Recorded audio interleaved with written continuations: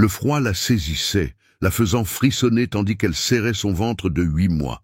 Tout ce qu'elle désirait, c'était une assiette de nourriture. Mais lorsqu'Antoine croisa son regard, quelque chose de profondément enfoui en lui, longtemps réprimé, céda. La ville entière avait passé sa vie à ignorer Léa. Pourtant, à cet instant précis, il vit plus qu'une femme sans abri. Il reconnut un écho de son passé, un fantôme oublié. Et ce fut le point de bascule, parce que parfois, un acte de gentillesse révèle la vérité la plus profondément enfouie de toutes, qui nous sommes vraiment. C'était un doux vendredi soir pluvieux à Saint-Germain-des-Prés, Paris. À l'intérieur du restaurant le plus exclusif du quartier, le Papillon doré, les bougies vacillaient doucement sur des tables impeccables. Antoine Dubois, le magnate à la tête de l'une des plus grandes entreprises immobilières du pays, dînait seul, comme à son habitude. Vêtu d'un costume parfaitement coupé, il faisait défiler son téléphone, poussant distraitement un plat d'une valeur de près de 1 000 €, sans aucun appétit. C'est alors que la lourde porte s'ouvrit.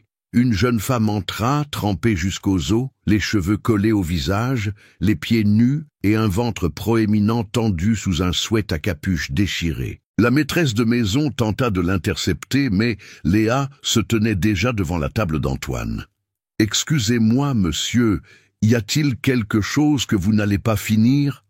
demanda-t-elle, la voix pleine d'émotion. Antoine leva les yeux. Il ne vit pas seulement la saleté ou le froid, il vit ses yeux, et il marqua une pause. Un silence profond s'abattit sur la salle à manger. Quelqu'un murmura avec dédain, mais Antoine ne l'entendit pas. « S'il vous plaît, asseyez-vous, dit-il. » Et le monde sembla retenir son souffle un instant. Léa hésita avant de prendre place.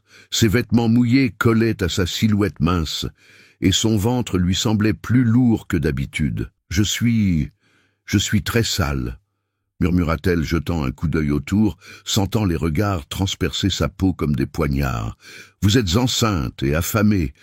Rien de tout cela n'est de votre faute, » répondit Antoine, tirant une chaise à côté d'elle. Le serveur s'approcha, visiblement mal à l'aise, mais Antoine parla clairement. Une autre assiette et un jus d'orange, très sucré. Léa le remercia en silence. Quand la nourriture arriva, elle commença à manger lentement, avec une révérence presque sacrée. Chaque bouchée était un répit, un souvenir des temps où elle se sentait encore humaine. « Depuis combien de temps vivez-vous dans la rue ?» demanda-t-il. « Environ 2 mois, depuis que j'ai perdu mon emploi. Et le père du bébé ?» Elle baissa les yeux. « Il a disparu quand il a appris que j'étais enceinte. Il a dit qu'il ne subviendrait pas aux besoins de l'enfant d'une femme sans abri. » Antoine prit une profonde inspiration. Quelque chose dans ces mots le remua d'une manière inhabituelle. Ce n'était pas de la pitié, c'était autre chose. Quelque chose d'oublié. « Avez-vous de la famille ?» pressa-t-il. Léa secoua la tête. « La femme qui m'a élevé, Madame Dupont, est décédée il y a 3 ans. C'était la seule personne qui m'ait jamais appelé fille, même si ce n'était pas par le sang. » Antoine l'observa plus attentivement maintenant. Sa façon de parler, les traits de son visage, même la légère marque sur son cou. « Et votre nom complet ?» demanda-t-il, essayant de paraître désinvolte. « Léa Martin. Du moins, c'est comme ça que j'ai été enregistré. » Antoine se figea. Le même nom de famille que la nounou qui s'occupait de sa sœur quand elle était petite. La sœur qui avait disparu à l'âge de 2 ans seulement. « Vous souvenez-vous d'où vous venez? Où êtes-vous né ?» Léa secoua la tête. « Madame Dupont a dit qu'elle m'avait trouvé dans un hôpital, abandonné. Je n'ai jamais rien su de plus. » C'est alors que tout commença à s'effondrer. Pour elle, la fin n'était qu'un chapitre de plus. Pour lui, c'était le début d'une vérité enfouie depuis 2 décennies. Avant tout cela, Léa avait un rêve simple, travailler, payer un loyer modeste, préparer calmement le trousseau du bébé, peut-être acheter une commode colorée pour les petits vêtements. Elle travaillait comme aide-nettoyeuse dans une clinique vétérinaire. Elle arrivait tôt, balayait, lavait, organisait.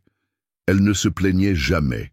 Les propriétaires l'appréciaient, les clients remarquaient à peine sa présence. Mais elle remarquait tout, et elle rêvait d'y progresser.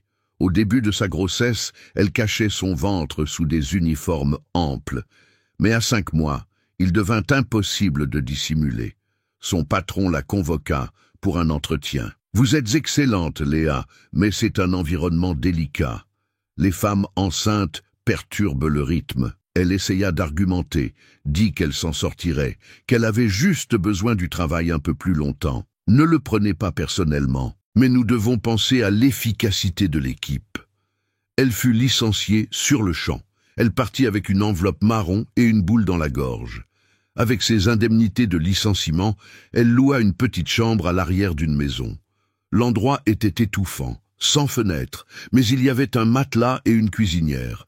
Cela semblait suffisant. En 2 semaines, elle fut cambriolée dans sa propre chambre. Ils prirent le peu qu'elle avait, son téléphone, ses vêtements et l'argent qui lui restait.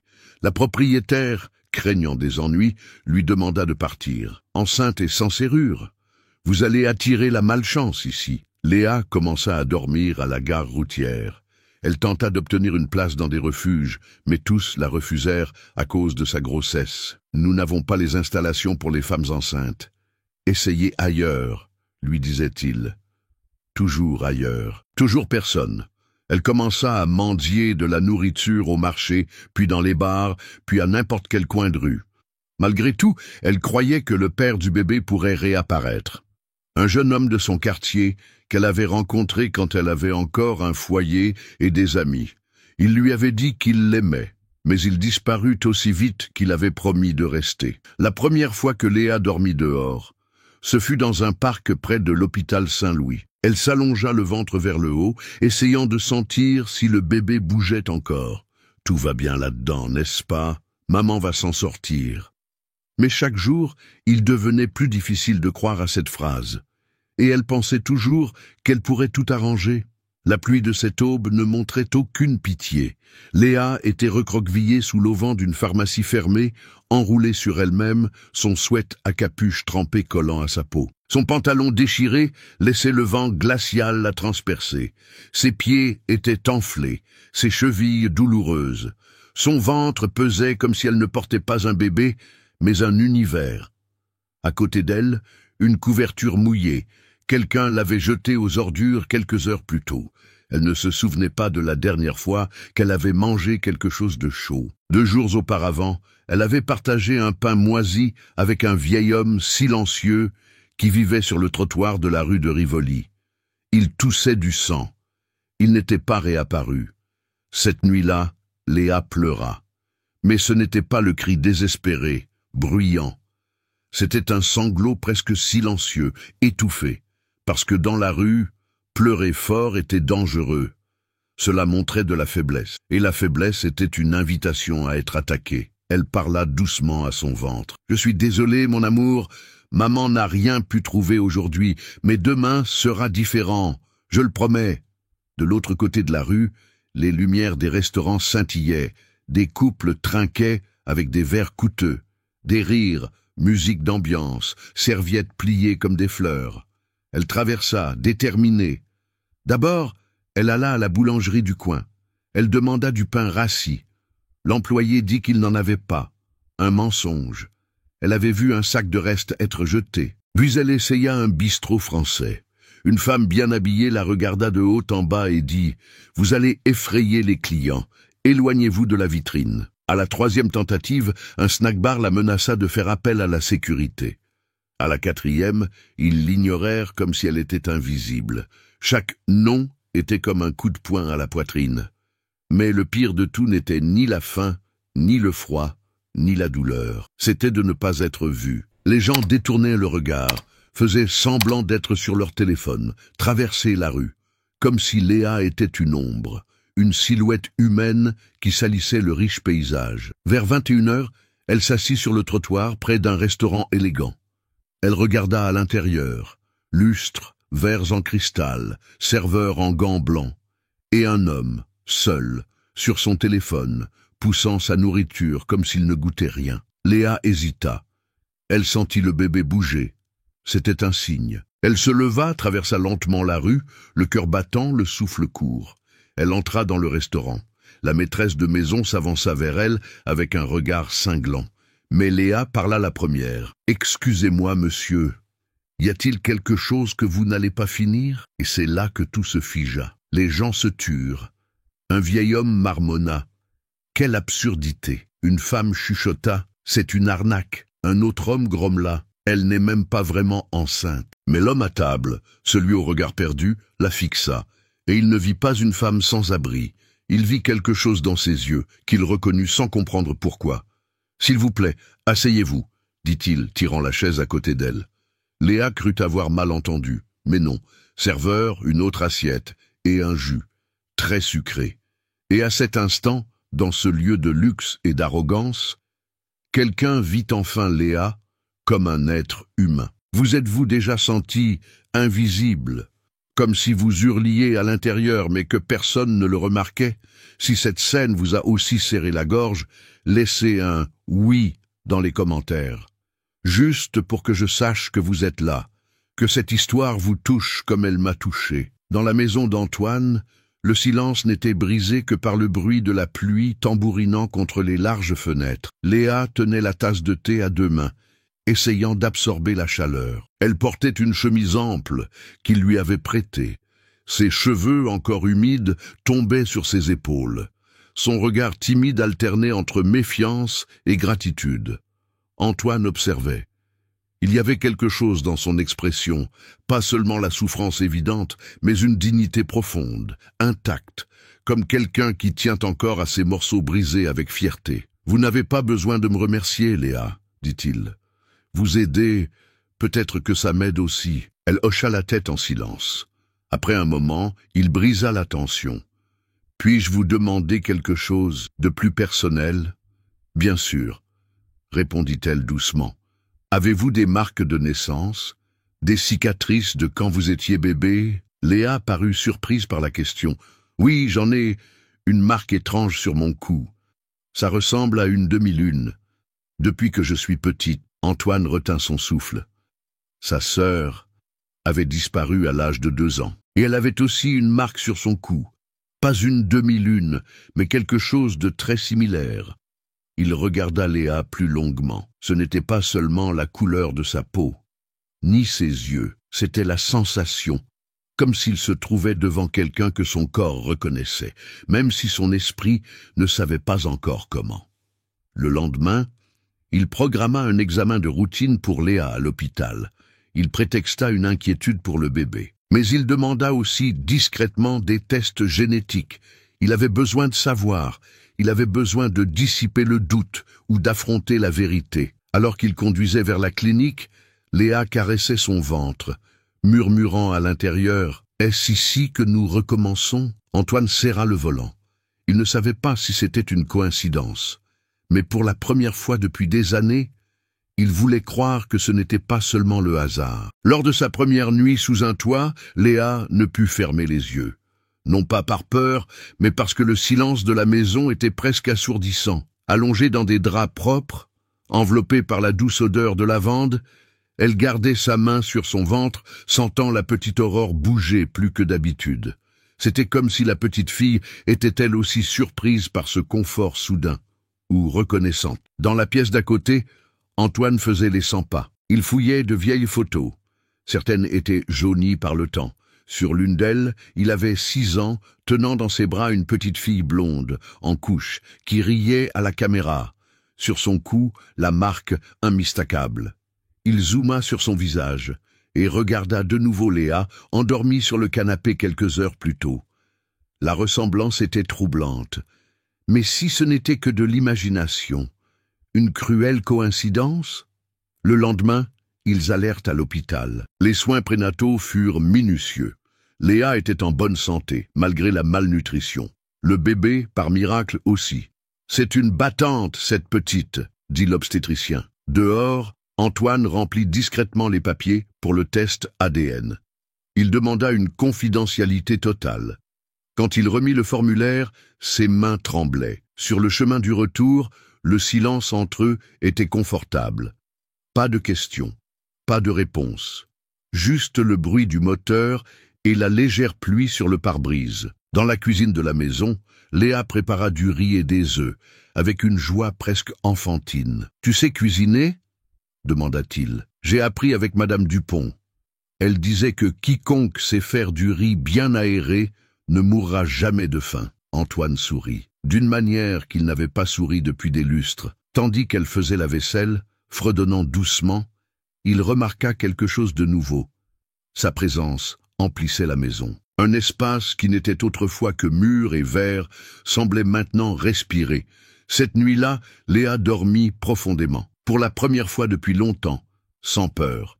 Et Antoine, pour la première fois depuis des années, sentit qu'il était au bon endroit, avec la bonne personne, même sans savoir ce que cela signifiait encore. Les jours suivants s'estompèrent dans un rêve chaud, improbable. Léa aidait comme elle le pouvait, faisant la vaisselle, pliant les draps, prenant soin des plantes du jardin avec une délicatesse qu'Antoine n'avait pas vue depuis longtemps. Elle faisait tout avec un certain soin rituel, comme si chaque petit geste était la preuve qu'elle était vivante, et enfin en sécurité. Mais même au milieu des sourires, ils portaient tous deux des silences. La nuit, Léa s'allongeait et se retrouvait à penser « Pourquoi m'a-t-il accueilli? Qu'a-t-il vu en moi que personne d'autre n'a jamais vu ?» Et elle sentait de la peur, peur de trop s'attacher, que tout se termine soudainement, comme tout finissait toujours. Antoine, quant à lui, menait une autre bataille, le désir de croire. La possibilité insensée que cette femme, apparue de nulle part, soit sa sœur disparue. Un jour, Léa portait une chemise à col large, et en se penchant, la marque sur son cou fut exposée. Antoine retint son souffle. « Cette marque ressemble-t-elle à une demi-lune » demanda-t-il. Elle rit. « Les gens me l'ont dit. Mais Madame Dupont disait que c'était juste un signe que j'étais spécial. » Il déglutit difficilement. Dans son bureau, Antoine ouvrit le vieil album de famille. Il trouva un vieux dossier sur la disparition de sa sœur, Sophie Dubois. Elle n'avait que 2 ans lorsqu'elle disparut. Plusieurs hypothèses furent soulevées. Enlèvement, fuite de la nounou, négligence. Ils ne trouvèrent jamais de réponse. La famille ne fut jamais la même. Cet après-midi-là, le téléphone sonna. « Monsieur Dubois, ici le laboratoire. Les résultats des tests sont prêts. » Son cœur s'emballa. « Pouvez-vous me les envoyer par email ?» demanda-t-il, essayant de paraître calme. « Bien sûr, monsieur, mais il serait préférable de venir en personne. Il y a des détails que vous pourriez vouloir entendre du médecin. » Antoine raccrocha et resta immobile au milieu de la pièce. Le monde semblait plus petit, la réalité plus proche. Dans le couloir, Léa apparut avec une couverture pliée et un doux sourire. « Il fait froid. Je pensais que vous pourriez en avoir besoin. » Il la regarda, toujours incertain de ce qu'il devait faire. Mais une chose était certaine.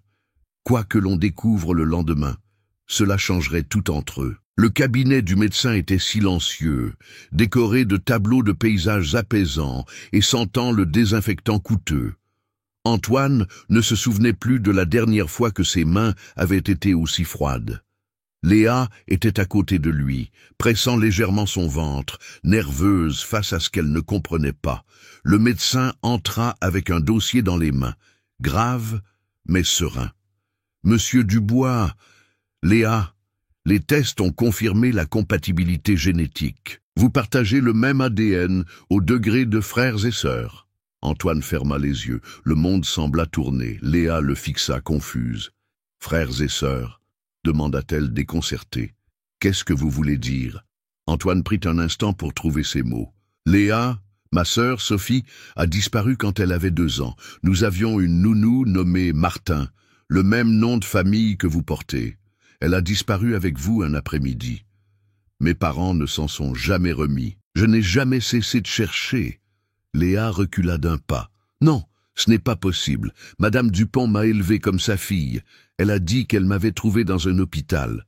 Peut-être l'a-t-elle dit pour vous protéger, ou pour cacher ce qu'elle a fait. » Léa chancela, puis s'assit lentement. Alors, tout ça, ce n'était pas un hasard. Antoine s'agenouilla devant elle. Non, c'était le destin. Elle pleura, pas des larmes de tristesse, mais d'une paix étrange. Comme si, soudain, une partie d'elle s'était mise en place. Cette nuit-là, Léa commença à ressentir des contractions. Antoine la précipita à l'hôpital. En chemin, ils échangèrent de brèves phrases. « Tout ira bien, dit-il. »« Et si ce n'est pas le cas ?» demanda-t-elle les yeux embués de larmes. « Tu ne traverseras plus rien seul. » Quelques heures plus tard, au milieu des cris, De la sueur et des prières, une petite fille naquit, Aurore. Le nom avait déjà été choisi, bien avant tout test, parce qu'elle était précisément cela, un nouveau début, après la nuit la plus sombre.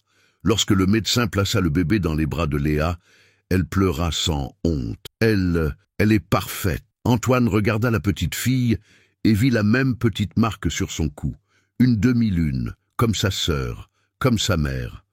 Il prit Aurore dans ses bras, les mains tremblantes.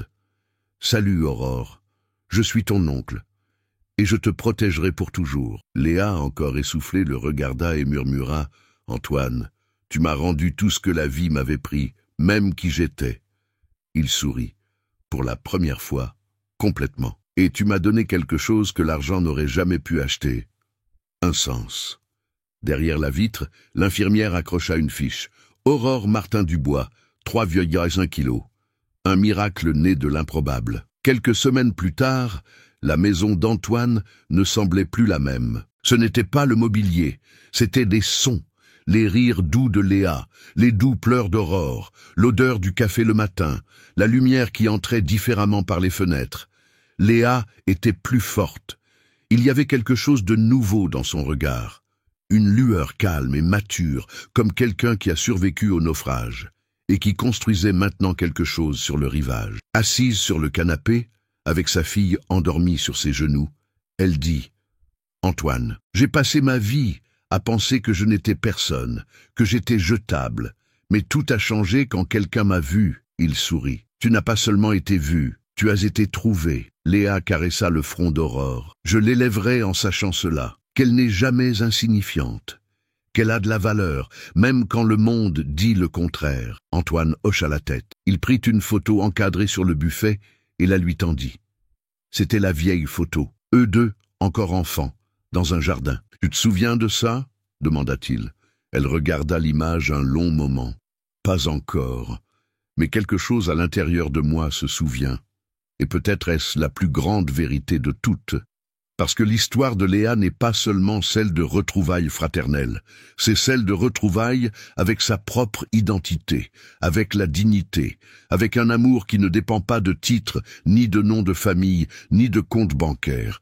Et peut-être que la leçon que Léa a apprise est une qui vous parle directement, que peu importe à quel point vous vous sentez invisible, quelqu'un, quelque part, vous verra toujours comme vous méritez d'être vu. Parce que parfois, l'âme a juste besoin d'une chance de respirer à nouveau. Et parce que certaines histoires, celles qui laissent la marque la plus profonde, naissent précisément de l'endroit où le monde pensait qu'il n'y avait qu'une fin. Si cette histoire vous a touché de quelque manière, si, à un moment donné, vous vous êtes vu dans la solitude de Léa ou le vide d'Antoine, appuyez sur le bouton « J'aime ». C'est le moyen le plus simple de me dire que cela valait la peine de raconter cette histoire. Et dites-moi dans les commentaires de quelle ville ou de quel pays regardez-vous. Je les lis tous, et c'est toujours un cadeau de savoir qui est de l'autre côté de l'écran. Si vous croyez au pouvoir d'histoires comme celle-ci, abonnez-vous à la chaîne. Nous ne faisons que commencer. Chaque abonnement est le carburant pour continuer cette mission. Et ne partez pas tout de suite. Choisissez l'une des deux histoires que j'ai laissées à l'écran pour que vous la regardiez ensuite. Je vous retrouve dans la prochaine vidéo.